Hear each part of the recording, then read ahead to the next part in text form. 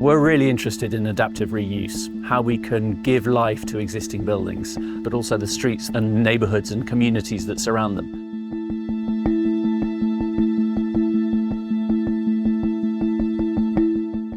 It just always struck me how amazing the building was, the spaces, the volumes, the detailing on the facade.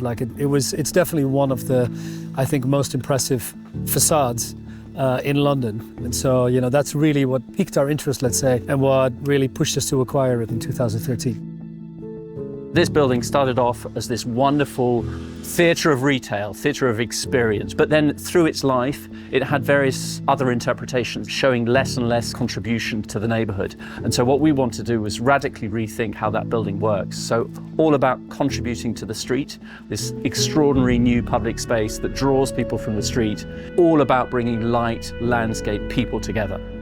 The building has so much to offer. The program is incredibly diverse. Every apartment in this building is unique. In addition to the residential offer, we also have the hotel located at the rear. Above ground, we are offering the reception area, but also lounge space, restaurants, bars, etc. I think what's amazing is that the residents living here can actually make use of the facilities.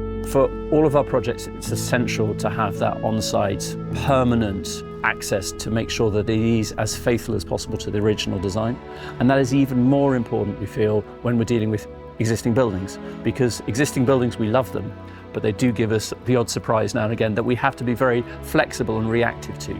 It's been a really, really close relationship all the way through with clients, with some of their specialist consultants, and also the contractors, trying to think about how we can build smart and intelligently. So an awful lot of the building has been built off-site to minimise the impacts on the neighbours, to minimise the impacts of what is a very tight urban location.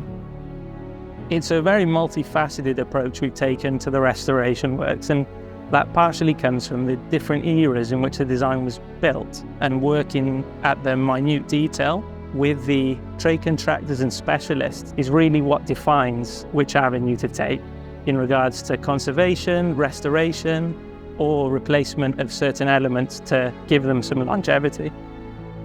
The original heritage windows were made up of a matrix of individual pieces of glass, but these were largely beyond repair. Together with Westminster Council's design officer and the specialist contractor Propac, we developed a modern double glazed solution that not only achieves the enhanced thermal and acoustic performance, but also importantly achieves a faithful representation of those original heritage windows. There aren't record drawings of these beautiful old buildings, so it's about rolling up our sleeves and really getting into the detail of it.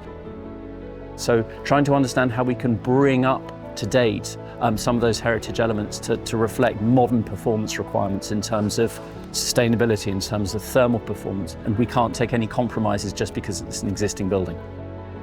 The process of developing the project to the project that's now here and being delivered, I have to say it was an incredibly collaborative process that everybody actually looks back on with enjoyment.